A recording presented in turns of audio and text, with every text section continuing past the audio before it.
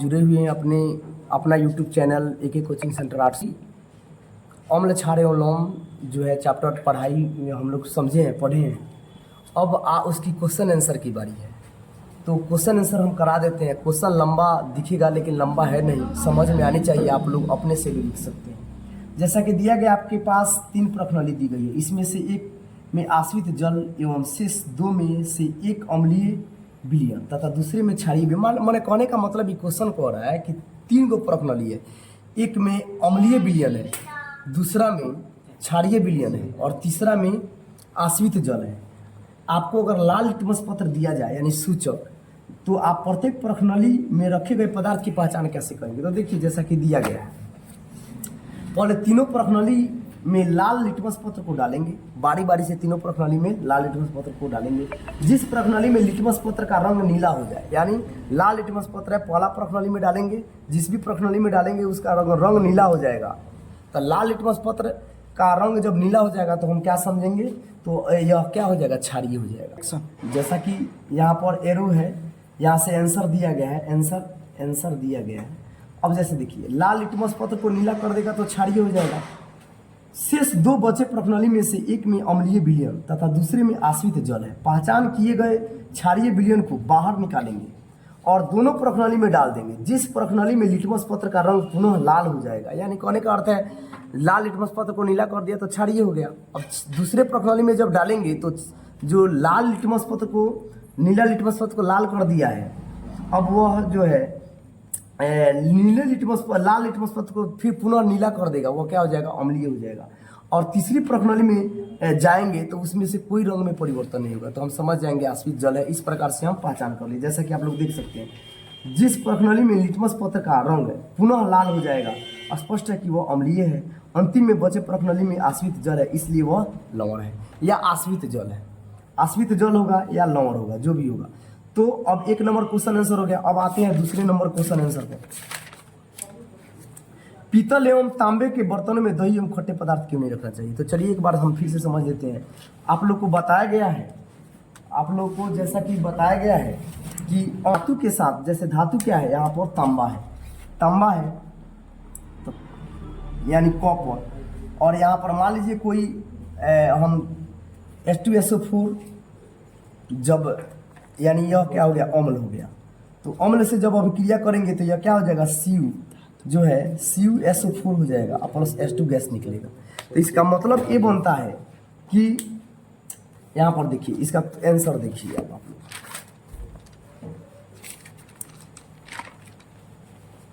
जैसे पीतल एवं तांबे के बर्तनों में दही एवं खट्टे पदार्थ को क्यों नहीं रखना चाहिए? तो देखिए उत्तर, पीतल एवं तांबे के बर्तनों में दही एवं खट्टे पदार्थ नहीं रखना चाहिए क्योंकि दही एवं खट्टे पदार्थ में अम्ल होता है। अम्ल धातु से अभिक्रिया करके लौह एवं हाइड्रोजन गैस बनाता है, जिससे पदार्थ खाने योग्य नहीं रहता है, साथ ही बर्तन संक्षारित हो जाता है। यानी कहने का मतलब ये है कि जब खट्टा पदार्थ में बताया गया कि अम्ल जो है खट्टा होता है, स्वाद में खट्टा होता है, तो जितना खट्टा पदार्थ होगा उसमें अम्ल होगा। और अम्ल जब पीतल क्या है? धातु है। जब धातु से अभिक्रिया करेगा तो क्या हो जाएगा? हाइड्रोजन गैस बनेगा, तो वह क्या हो जाएगा? संक्षारित हो जाएगा। बर्तन का संक्षारित होने का डर रहता है और क्या हो जाएगा? जो है जिससे पदार्थ खाने योग्य भी नहीं रहता है, पदार्थ खाने योग्य भी नहीं रहेगा और संक्षारित हो जाएगा। इसलिए हम किसी भी धातु में खट्टे पदार्थ या अम्ल को नहीं रखते। तीसरा नंबर क्वेश्चन है, देखिए यहाँ पर कह रहा है कि धातु के साथ अम्ल की अभिक्रिया होने पर समानता कौन सी गैस निकलती है? तो धातु के साथ जब अम्ल की अभिक्रिया होगी तो H2 गैस निकलेगा। एक उदाहरण के द्वारा समझाइए इस गैस की उपस्थिति की जांच आप कैसे करेंगे? तो गैस की उपस्थिति की जांच जो है देखिए कैसे करेंगे। धातु के साथ अम्ल की अभिक्रिया होने पर समानता हाइड्रोजन गैस निकलती है। उदाहरण जैसे मान लीजिए धातु हो गया, Zn हो गया, कॉपर हो गया, लोहा हो गया, ये सब धातु है। तो धातु का पहचान नेक्स्ट टॉपिक में हम धातु के विशेष रूप में धातु के बारे में विशेष रूप से जानेंगे। तो धातु को जब अम्ल यानी H2SO4 HCl ये सब अम्ल है, अभिक्रिया करेंगे तो ZnSO4 यानी यह क्या है? एकल विस्थापन, यानी Zn जो है क्या करेगा? SO4 से अभिक्रिया कर लेगा, H2 गैस बाहर निकाल देगा। और तो हाइड्रोजन गैस की उपस्थिति की जांच एक परीक्षण के द्वारा करेंगे। जैसे एक प्रश्नावली में लगभग 5 ml तनु सल्फ्यूरिक अम्ल लेकर, तो क्वेश्चन आप लोग का है कि जैसे मान लीजिए कि धातु के साथ अम्ल की अभिक्रिया होने पर समानता हाइड्रोजन गैस निकलती है। उदाहरण के तौर पर Zn प्लस H2SO4 बराबर ZnSO4 प्लस H2 निकलेगा। तो अब हाइड्रोजन गैस की उपस्थिति की जांच एक परीक्षण द्वारा हम करेंगे। एक परखनली लेंगे, परखनली में लगभग 5 ml तनु सल्फ्यूरिक अम्ल लेकर एक जिंक के टुकड़े में डालेंगे। एक निकास नली बनाएंगे, परखनली में कस कर लगा देंगे। अभिक्रिया के फलस्वरूप निकलने वाले गैस की साबुन के विलयन में प्रवाहित करेंगे, यानी साबुन के विलयन रख देंगे, प्रवाहित करेंगे, जिससे बुलबुले उत्पन्न होंगे। बुलबुले के पास जलती हुई मोमबत्ती को लेके जाएंगे, जिससे बुलबुला फटने लगेगा। स्पष्ट है कि निकलने वाली गैस हाइड्रोजन गैस निकलेगी, फटफट की आवाज़ आएगी। जैसे देखिए यहाँ पर बताया गया है, एक अभिक्रिया बताया गया। जैसे देखिए यहाँ पर एक स्ट्रेन है या परखनली है, इसमें हाइड्रोजन जो है सल्फ्यूरिक अम्ल जिंक का टुकड़ा डाला गया है। तो इस पाइप के जरिए यहाँ पर जो है साबुन का फेन रखा गया है। तो देखिए इसमें बुलबुला निकल रहा है, मोमबत्ती लेके जाएंगे तो फटफट की ध्वनि से क्या हो रहा है, यह बज रहा है। तो हम समझेंगे कि हाइड्रोजन गैस है। आप हाइड्रोजन गैस किस प्रकार से निकलेगा, तो फटफट की आवाज़ से।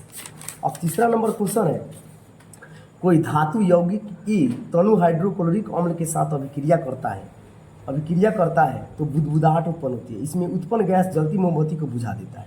यदि उत्पन्न यौगिक में एक से कैल्शियम क्लोराइड है तो इस अभिक्रिया के लिए संतुलित रासायनिक समीकरण लिखिए। तो देखिए, तो संतुलित रासायनिक अभिक्रिया जो है, चूंकि CaCO3 plus 2HCl is equal to CaCl2 plus CO2 plus H2, यानी चूंकि उत्पन्न गैस जलती हुई मोमबत्ती को बुझा देता है, इसलिए गैस कार्बन डाइऑक्साइड है।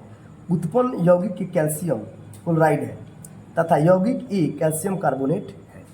तो इस प्रकार से यह हो गया आपका समीकरण, और इसका क्या हो गया, यह भाषिक प्रश्न हो गया। अब तीसरा नंबर क्वेश्चन देखिए, तीसरा हो गया। अब यहाँ पर आते हैं, कह रहा है क्वेश्चन, HCl HNO3 यदि जलीय विलयन में, माने इसका जलीय विलयन जो है में अम्लीय अभिलक्षण क्यों प्रदर्शित करता है, जलीय विलयन अम्लीय अभिलक्षण क्यों प्रदर्शित करता है, जबकि अल्कोहल एवं ग्लूकोज जैसे यौगिक के विलयनों में अम्लीयता के अभिलक्षण नहीं प्रदर्शित होते हैं। यानी कहने का मतलब यह है कि HCl यानी हाइड्रोक्लोरिक अम्ल और HNO3 यदि जलीय विलयन में अम्लीय अभिलक्षण जो है क्यों प्रदर्शित करता है। तो जैसे देखिए, HCl HNO3 आदि जलीय विलयन में विघटित होकर हाइड्रोजन आयन उत्पन्न करते हैं, इसलिए यह अम्लीय अभिलक्षण को प्रदर्शित करते हैं। यानी जिसमें हाइड्रोजन निकलेगा वह अम्लीय अभिलक्षण प्रदर्शित करेगा, जबकि अल्कोहल एवं ग्लूकोज हाइड्रोजन आयन उत्पन्न नहीं करते हैं, इसलिए यह अम्लीय अभिलक्षण प्रदर्शित नहीं करेगा। यानी जो H देगा, जो हाइड्रोजन देगा वह अम्लीय गुण प्रदर्शित करेगा, जो OH देगा वह क्षारीय गुण प्रदर्शित करेगा। तो कहने का मतलब ये है कि जो ग्लूकोज और हाइड्रोजन, अल्कोहल एवं ग्लूकोज जो है हाइड्रोजन आयन उत्पन्न नहीं करता है, इसलिए क्या है, अम्लीय अभिलक्षण प्रदर्शित नहीं करेगा। अब नेक्स्ट क्वेश्चन है, जैसे कह रहा है, अम्ल का जलीय विलयन क्यों विद्युत का चालन करता है, यानी अम्ल जो है विद्युत का चालन क्यों करता है। तो देखिए, अम्ल का जलीय विलयन विद्युत का चालन नहीं करता है, क्योंकि अम्ल जल में घुलकर आयनों का निर्माण करता है, इसलिए यह विद्युत का चालन नहीं करता है। चलिए नेक्स्ट क्वेश्चन देखते हैं, इसका स्क्रीनशॉट आप लोग लेते रहिएगा। शुष्क हाइड्रोक्लोरिक गैस शुष्क लिटमस पत्र का रंग को क्यों नहीं बदलता है, यानी शुष्क हाइड्रोक्लोरिक गैस यानी HCl शुष्क लिटमस पत्र के रंग को क्यों नहीं बदलता। शुष्क का मतलब होता है भीगा हुआ पानी से। तो देखिए, शुष्क हाइड्रोक्लोरिक गैस शुष्क लिटमस पत्र के रंग इसलिए नहीं बदलते क्योंकि शुष्क hydrochloric gas ion H plus उत्पन्न नहीं करता है। जो H प्लस आयन उत्पन्न नहीं करेगा वो अम्लीय जो है गुण प्रदर्शित नहीं करेगा। चलिए नेक्स्ट क्वेश्चन आते हैं, अम्ल को तनुकृत करते समय यह क्यों अनुवंशित करते हैं कि अम्ल का जल में मिलाना चाहिए, न कि जल को अम्ल में। अम्ल को जल में मिलाना चाहिए। देखिए, अम्ल को अगर जल को अम्ल में मिलाएंगे तो उसमें से बहुत सारा गैस उत्पन्न होगा, जिससे हमारे हाथ जलने का संभावना रहेगा। तो आइए इसको आंसर के माध्यम से देखते हैं। अम्ल एवं जल की अभिक्रिया अत्यंत ऊष्माक्षेपी अभिक्रिया है, अतः यह अनुशंसित किया जाता है कि अम्ल को जल में मिलाना चाहिए, न कि जल को अम्ल में। जल को अम्ल के मिलाने से अत्यधिक ऊष्मा उत्सर्जन होता है और विस्फोट होने की संभावना होती है। विस्फोट वो विस्फोट तो नहीं, लेकिन कहने का इतना ज़्यादा ऊष्मा उत्पन्न होगा कि मुंह हाथ जलने की संभावना बनी रहती है। नेक्स्ट क्वेश्चन आते हैं, अम्ल के विलयन को तनकृत करते समय हाइड्रोजन आयन H3O की सांद्रता कैसे प्रभावित हो जाती है?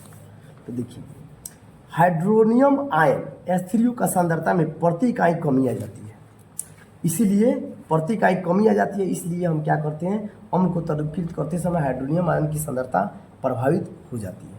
अब नेक्स्ट क्वेश्चन है, जब सोडियम हाइड्रोक्साइड विलयन में अधिक क्षारक मिलाते हैं तो हाइड्रोक्साइड आयन यानी OH की सांद्रता कैसे प्रभावित होती है? देखिए, हाइड्रोक्साइड आयन की सांद्रता बढ़ जाती है, यानी हाइड्रोक्साइड आयन की सांद्रता जब बढ़ जाएगी तो क्या होगा, सांद्रता प्रभावित हो जाएगी। नेक्स्ट क्वेश्चन आते हैं, आपके पास A और एवं B है, विलयन A का pH मान 6 है। अब देखिए, विलयन A का pH मान जो है कितना है, 6 है। 6 है यानी 7 से नीचे जाएगा, 7 से ऊपर जाएगा तो क्षार होगा। तो जैसे देखिए यहाँ पर विलयन B का pH मान 8 है, इसका मतलब क्षारीय है, और 7 से नीचे है 6 है यानी अम्लीय है, और 7 से ऊपर है यानी क्षारीय है। किस विलयन में हाइड्रोजन आयन की सांद्रता अधिक होगी? इनमें से कौन सा अम्लीय है तथा कौन सा क्षारकीय है? तो चूंकि देखिए एकदम इजी आंसर है, 7 से नीचे इसलिए 6 है, ये जो है अम्लीय गुण प्रदर्शित करेगी, क्योंकि ए का pH मान 6 है इसलिए यह अम्लीय है, और B का pH मान 8 है इसलिए क्षारीय है, क्योंकि pH स्केल पर 8 जो होता है 7 से ऊपर क्षारकीय होता है और 7 से नीचे क्या होता है, अम्लीय होता है। जैसे देखिए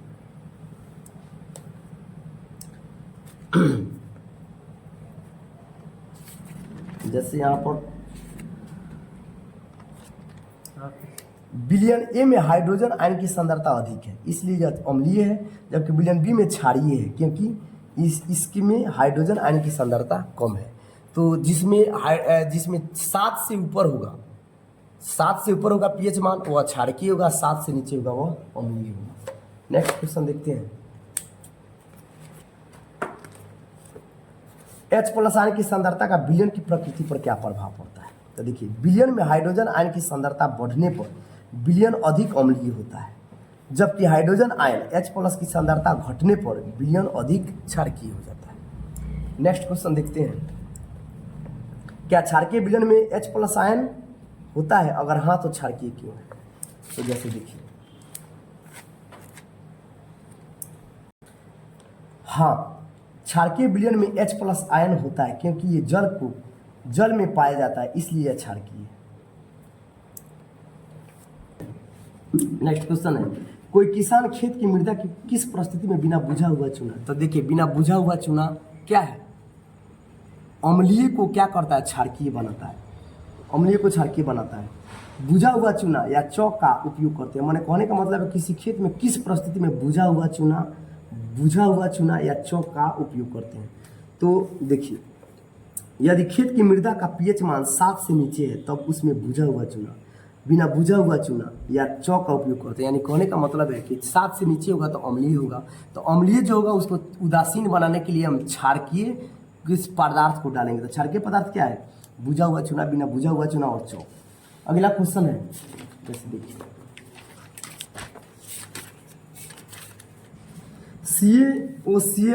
CaOCl2 यौगिक का प्रचलित नाम क्या है? तो इसको कहते हैं ब्लीचिंग पाउडर या विरंजक चूर्ण कहते हैं। अगला क्वेश्चन है, उस पदार्थ का नाम बताइए जो क्लोरीन से क्रिया करके विरंजक चूर्ण बनाते हैं। तो उस पदार्थ का नाम बताइए जो क्लोरीन से क्रिया करके विरंजक चूर्ण बनाते हैं। तो क्या हो जाएगा, बुझा हुआ चूना। उत्तर हो जाएगा आपका बुझा हुआ चूना। नेक्स्ट क्वेश्चन है, कठोर जल को मृदु करने के लिए किस सोडियम यौगिक का उपयोग किया जाता है? तो देखिए, कठोर जल का मृदु करने के लिए सोडियम कार्बोनेट यौगिक का उपयोग किया जाता है। नेक्स्ट क्वेश्चन है, सोडियम हाइड्रोजन कार्बोनेट के विलयन को गर्म करने पर क्या होगा? इस अभिक्रिया का समीकरण लिखिए। यानी सोडियम कार्बोनेट के विलयन को जब गर्म करेंगे तो क्या होगा, विलयन को जब गर्म किया जाता है तो सोडियम कार्बोनेट जल तथा कार्बन डाइऑक्साइड गैस बनता है। समीकरण के रूप में देखते हैं, जैसे NaHCO3, क्या सोडियम हाइड्रोजन कार्बोनेट का यह सूत्र होगा। जब गर्म करेंगे तो Na2CO3 H2O और CO2 बनेगा। नेक्स्ट क्वेश्चन है, जैसा कि वीडियो में भी समझाया गया है, सोडियम हाइड्रोजन कार्बोनेट के विलयन को गर्म करने पर इस अभिक्रिया के समीकरण लिखिए। तो इस अभिक्रिया का समीकरण क्या हो गया, sodium hydrogen carbonate, sodium hydrogen carbonate को गर्म करने पर, तो ये आपका समीकरण हो गया। अब नेक्स्ट क्वेश्चन है, प्लास्टर ऑफ पेरिस को जल के साथ अभिक्रिया के लिए समीकरण लिखिए। तब वीडियो में भी बताया गया है, लास्ट वीडियो था, यहाँ पर calcium sulphate into half hydrate यानी CaSO4 into 1/2 H2 plus 3/2 H2 को जब हम मिलाएंगे तो अभिक्रिया कराएंगे तो क्या बनेगा, हमें जिप्सम प्राप्त होगा, यानी CaSO4 इंटू 2 H2 प्राप्त होगा। चलिए नेक्स्ट क्वेश्चन हमारा है, किसी विलयन का लाल लिटमस पत्र को नीला कर देगा। देखिए लाल लिटमस पत्र को नीला कर देता है तो वह क्या होता है, क्षारकीय होता है। तो क्षारकीय जब होगा तो 7 से ऊपर उसका pH मान होगा, 8 होगा, 9 होगा, 10 होगा, 11 होगा, 12 होगा, 13 होगा, 14 होगा। तो यहाँ पर 1 है तो अम्लीय है, 5 है तो अम्लीय है, 4 है तो अम्लीय है, तो 10, यही ना क्षारकीय है। तो उत्तर क्या हो जाएगा, 10। कोई विलयन अंडे के पीसे हुए कवच से अभिक्रिया कर, अंडे का जो कवच होता है उसको जब पीसते हैं तो कवच से अभिक्रिया कराते हैं तो ये गैस उत्पन्न होती है जो चूने के पानी को दूधिया कर देती है। इस विलयन का क्या होगा, तो देखिए इस विलयन का क्या होगा, HCl होगा, यानी यह क्या होगा, HCl होगा, यानी हाइड्रोक्लोरिक अम्ल होगा। नेक्स्ट क्वेश्चन, NaOH का 10 ml विलयन, यानी NaOH का 10 ml विलयन लिए, HCl का 8 ml, विलयन की पूर्णतः उदासीन हो जाता है। यदि हम NaOH की उसी विलयन को 20 ml लें तो इसे उदासीन करने के लिए HCl को उसी विलयन को कितनी मात्रा की आवश्यकता होगी। तो यह क्या हो जाएगा, 16 ml। यह मैथ है, न्यूमेरिकल है, न्यूमेरिकल हम एक बार फिर से आप लोग को बताएंगे। इसका आंसर हो जाएगा 16 ml। अपच का उपचार करने के लिए, तो अपच यानी अम्ल जब ज़्यादा हो जाएगा तो क्षारकीय बनाने के लिए हम एंटासिड बताए हैं वीडियो में। तो देखिए इसका उत्तर जो है एंटासिड है। नेक्स्ट क्वेश्चन है, जिस अभिक्रिया के लिए पहले शब्द समीकरण लिखिए तथा उसके बाद संतुलित समीकरण लिखिए। तो जैसे देखिए यहाँ पर हम इसको समझा देते हैं, जैसे जो है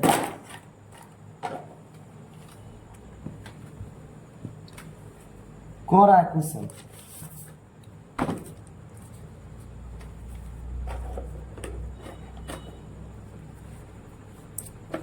तनु सल्फ्यूरिक अम्ल, तनु सल्फ्यूरिक अम्ल क्या हो जाएगा, तनु सल्फ्यूरिक अम्ल हो जाएगा H2SO4 और दानेदार जिंक यानी जिंक Zn से जब अभिक्रिया कराएंगे तो यह एकल विस्थापन यानी Zn जो है जाके SO4 में मिल जाएगा, ZnSO4 और H2 गैस निकलेगा। तो हम क्या लिखेंगे, तनु सल्फ्यूरिक अम्ल दानेदार जिंक के साथ अभिक्रिया करता है तो हाइड्रोजन गैस प्राप्त होता है। क्या लिखेंगे, हाइड्रोजन गैस, हाइड्रोजन गैस प्राप्त होता है। तो इसका यह शब्द समीकरण हो गया। अब कह रहा है दूसरा नंबर क्वेश्चन है, तनु हाइड्रोक्लोरिक अम्ल और मैग्नीशियम पट्टी के साथ, तो मैग्नीशियम पट्टी क्या हो जाएगा, Mg और HCl यानी हाइड्रोक्लोरिक अम्ल का जब अभिक्रिया हम कराएंगे तो याद रखिएगा यह धातु है, यह अम्ल है। तो धातु जब अम्ल के साथ अभिक्रिया कराएगा तो हाइड्रोजन गैस प्राप्त होगा और हाइड्रोजन गैस प्राप्त होगा। और Mg किससे अभिक्रिया कर लेगा, Cl से। तो MgCl क्या हो जाएगा, 2 हो जाएगा, क्योंकि मैग्नीशियम का सूत्र होता है Mg और क्लोराइड का सूत्र होता है Cl। इसका संयुक्ता होता है 2, इसका संयुक्ता है 1, तो क्रॉस मल्टीप्लाई गुणा करेंगे, नहीं सॉरी, इसका होता है 1, इसका होता है 2, तो क्रॉस मल्टीप्लाई नहीं घबरा गया, गलत हो गया। देखिए यहाँ पर Mg का क्या होता है, 1 होता है MgCl, इसका होता है 2 और इसका होता है 1, तो क्रॉस मल्टीप्लाई गुना करेंगे तो Mg में 1 से तो Mg हो गया और Cl2 में 2 से गुना कर, Cl में गुना करेंगे 2 से तो Cl2 हो गया। तो देखिए MgCl2। अब देखते हैं कि यह संतुलित है कि नहीं। तो संतुलित करने के लिए देखिए यहाँ पर एक बार हम संतुलित बता देते हैं। Mg को है, Mg को है, एगो है, हाइड्रोजन को है, एगो है, Cl को है, एगो है। यहाँ देखिए Mg को है, एगो है, Cl को H हाइड्रोजन को है, 2 है, और Cl को है, 2 है। तो देखिए यहाँ पर 2 है, Cl 2 है, तो Cl 2 करने के लिए यहाँ पर 2 से गुना कर देंगे। तो अब देखिए यहाँ पर Cl जो है 2 हो गया, हाइड्रोजन भी 2 हो गया, तो 2 हो गया, Mg हो गया। तो यह आपका संतुलित समीकरण हो गया। नेक्स्ट क्वेश्चन देखते हैं, उसी प्रकार है तनु सल्फ्यूरिक अम्ल एल्युमिनियम चूर्ण के साथ। तो तनु सल्फ्यूरिक अम्ल तनु सल्फ्यूरिक अम्ल यानी H2SO4, और तनु सल्फ्यूरिक अम्ल क्या हो जाएगा H2SO4 आप प्लस किसके तनु सल्फ्यूरिक एल्युमिनियम चूर्ण से। तो एल्युमिनियम का सूत्र क्या होता है Al। तो जब अभी आप लोगों को बताया गया है कि जब अभिक्रिया जो ये धातु हो गया या अम्ल हो गया तो H2 गैस 100% निकलेगा, H2 निकाल दीजिए AlSO4 हो जाएगा। तो AlSO4 हो जाएगा तो यह गलत है, चूंकि काहे गलत है तो बता रहे हैं। एल्युमिनियम का सूत्र होता है Al और सल्फेट का सूत्र होता है SO4। तो एल्युमिनियम का संयोजकता होता है 3 और सल्फेट का संयोजकता होता है, हम फर्स्ट वीडियो में संयोजकता लिखाए हैं, इसका होता है 2, सल्फेट का होता है। तो जब क्रॉस मल्टीप्लाई गुना करेंगे तो Al क्या हो जाएगा Al2 हो जाएगा, और SO4 जो है इसका यह जो है 3 से गुना होगा थ्राइस हो जाएगा, यानी यहाँ पर आपका हो जाएगा Al2SO4 का होल थ्राइस। तो अब इसका संतुलित करेंगे हम, तो संतुलित हम आप लोग को बता दें Al कौगो है एगो है, H कौगो है दूगो है, S कौगो है एगो है, O कौगो है 4 गो है। चलिए सेम काम करते हैं। Al कौगो है सामने सामने लिखेंगे तो समझ में आएगा, कौगो है दूगो है, H कौगो है दूगो है plus H2 gas plus H2, Al कौगो है H कौगो है दूगो है, S कौगो है देखिए यहाँ पर S जो है 3 गो है, और O कौगो है तो 4 तिहाई है, देखिए S 3 गो है होल है, तो यहाँ पर O 4 पहले से है तो 4 से 3 से गुना करेंगे तो क्या हो जाएगा 12। अब यहाँ पर ध्यान देने वाली भी बात है कि O को 12 गो है, वो यहाँ पर 12 गो है, तो यहाँ पर O को 12 करने के लिए यहाँ पर 4 है, तो यहाँ पर 3 से जब गुना कर देंगे तो 4 तिहाई क्या हो जाएगा 12। H कितना होगा 3 दूनी 6 गो, तो H यहाँ पर हो गया ये 12 गो हो गया, ये 6 गो हो गया, तो H 6 गो है। तो यहाँ पर जो है देखिए थोड़ा सा इसको मिटा के और कर देते हैं H2 में। अब देखिए 6 गो है तो यहाँ पर 3 से गुना कर देंगे तो 3 दूनी 6 गो हो गया। अब देखिए यहाँ पर अब यहाँ पर S जो है 3 गो है, तो S 3 गो है ही, S 3 गो, S यहाँ पर अब 3 गो हो गया तो 3 गो है, Al को गो है 2 गो है, तो यहाँ पर 2 से गुना कर देंगे तो यही हमारा क्या हो गया संतुलित समीकरण हो गया। चलिए अब नेक्स्ट देखते हैं।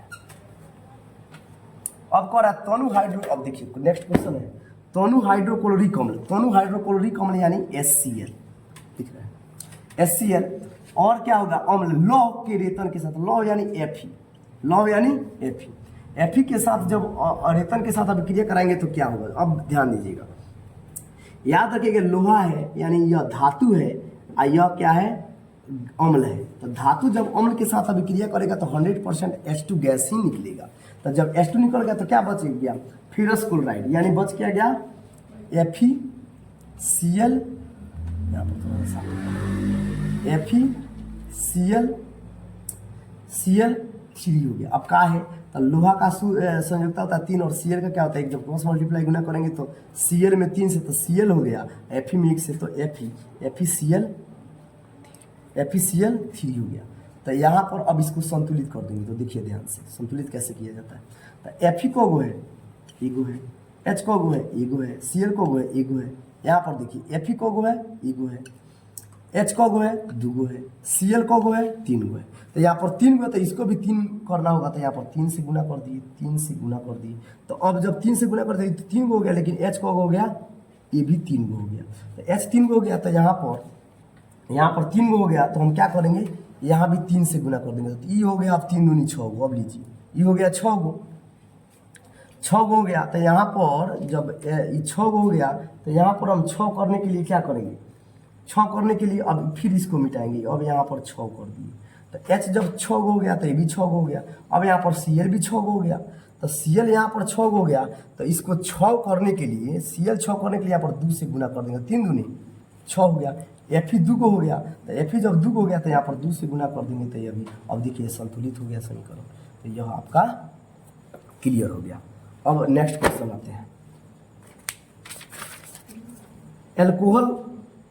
एल्कोहल एवं ग्लूकोज जैसे यौगिकों में भी हाइड्रोजन गैस होते हैं, लेकिन इसका वर्गीकरण अम्ल की तरह नहीं होता है। एक क्रियाकलाप द्वारा साबित कीजिए। तो आइए एक क्रियाकलाप हम देखते हैं। देखिए किताब में आपका एक क्रियाकलाप जो दिया हो गया है, यहाँ पर देखिए यहाँ पर एक क्रियाकलाप दिया गया है। अब इसको समझते हैं। समझते हैं। अम्ल की स्थिति में बल्ब देखिए यहाँ पर, यहाँ से हम सबका शॉर्ट कर दें क्योंकि लंबा हो जाता है। यहाँ तक है क्रियाकलाप, यहाँ तक, यहाँ से लेकर यहाँ तक है। तो शॉर्ट में देखिए, एल्कोहल एवं ग्लूकोज जल में घुलने पर H+ आयनों के रूप में अपने हाइड्रोजन को पृथक नहीं करते हैं, अर्थात ये आयनों में विघटित नहीं होते, ये आयनों में विघटित नहीं होते हैं।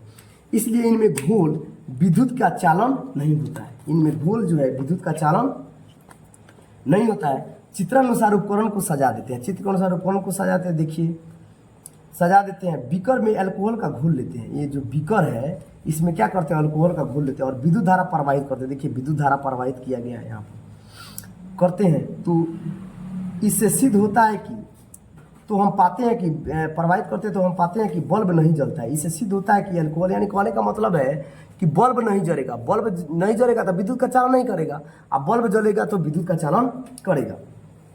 सिद्ध होता है कि अल्कोहल का घोल विद्युत का चालन नहीं करता है। अब हम बीकर में ग्लूकोज को लेकर प्रयोग को दोहराएंगे तब बल्ब फिर नहीं जलता है। इससे यह सिद्ध होता है कि ग्लूकोज का घोल भी विद्युत का चालन नहीं करता है। अतः अल्कोहल एवं ग्लूकोज में हाइड्रोजन आयन होते हुए भी इनका वर्गीकरण अम्ल की तरह नहीं होता है। चलिए इसका स्क्रीनशॉट ले लीजिए, कोई बड़ी बात नहीं है, बहुत आसान सा क्वेश्चन है। लंबा भले दिख रहा है लेकिन लंबा है नहीं। अब आइए क्वेश्चन नेक्स्ट देखते हैं। अब आपका क्वेश्चन है, आश्रित जल विद्युत का चालन क्यों नहीं होता है जबकि वर्षा जल होता है। तो देखिए आश्रित जल विद्युत का चालन नहीं होता है जबकि वर्षा जल होता है, क्योंकि आश्रित जल में अम्लीय प्रकृति हाइड्रोजन आयनों के कारण होता है तथा H+ आयन केवल जलीय विलयन में ही प्रकट होता है। तो ये आपका हो गया आश्रित जल का। और नेक्स्ट क्वेश्चन है, जल की अनुपस्थिति में अम्ल का व्यवहार अम्लीय क्यों नहीं होता था। जल की उपस्थिति, चूंकि जल का उपस्थिति इसलिए पूछ रहा है कि H+ आयन यह देगा। तो देखिए क्योंकि अम्ल केवल जल में घुलकर हाइड्रोजन आयन उत्पन्न करता है, हाइड्रोजन आयन की उपस्थिति के कारण अम्लों का व्यवहार अम्लीय होता है। अतः अनुपस्थिति में हाइड्रोजन आयन नहीं बनते हैं, इस कारण अम्ल अपना अम्लीय व्यवहार नहीं करता है।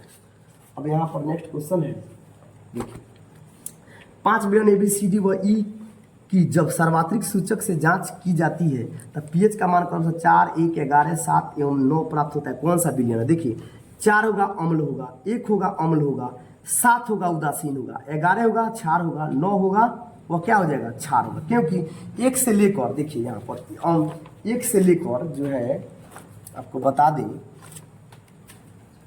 कि pH स्केल पर यहाँ पर 7 जो होता है, यहाँ पर 1, 2, 3, 4, 5, 6, 7, यहाँ पर 8, 9, 10, 11, 12, 13, 14।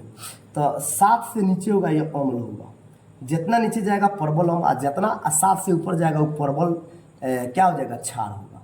और यह क्या होता है, उदासीन होता है। तो देखिए तो इसके नीचे जो आएगा अम्ल होगा, इसके ऊपर जाएगा सो क्या हो जाएगा, क्षार हो जाएगा। तो यहाँ पर देखिए कह रहा है क्वेश्चन कह रहा है ए में उदासीन है, तो उदासीन है तो इसका pH मान कितना हो जाएगा, 7 हो जाएगा। प्रबल क्षार है तो प्रबल क्षार है तो 11 हो जाएगा, क्योंकि जितना ऊपर जाएगा क्षार होगा। प्रबल अम्ल है तो 1 हो जाएगा। दुर्बल अम्ल है तो क्या हो जाएगा, 4 हो जाएगा। और दुर्बल क्षार है तो क्या हो जाएगा, 9 हो जाएगा। नेक्स्ट आइए देखते हैं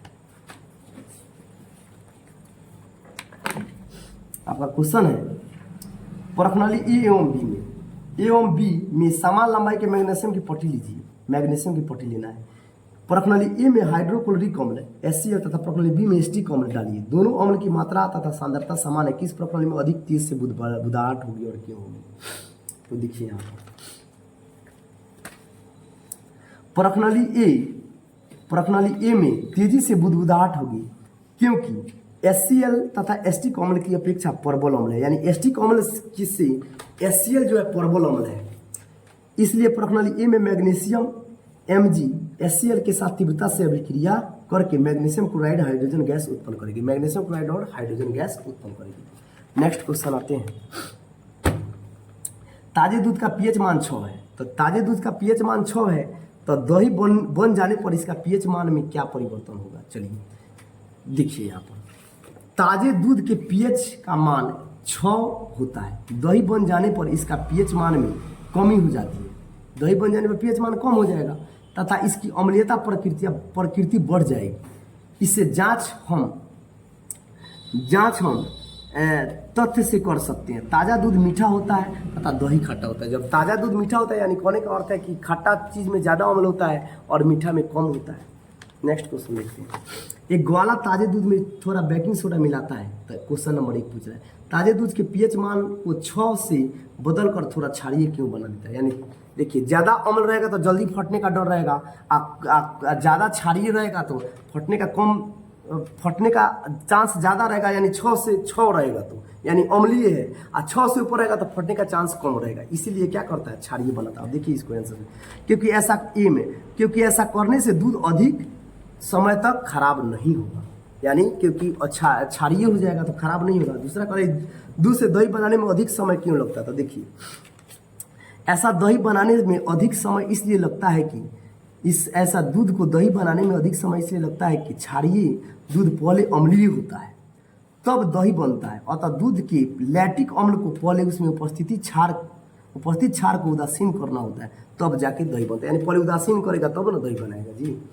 अब अगला है, प्लास्टर ऑफ पेरिस के आर्द्ररोधी बर्तन में क्यों रखा जाना चाहिए, क्योंकि इसका व्याख्या कर। देखिए, प्लास्टर ऑफ पेरिस को आर्द्ररोधी बर्तन में जब रखिएगा तो वो अभिक्रिया करके जिप्सम बना लेगा। और जिप्सम क्या होता है, कठोर होता है।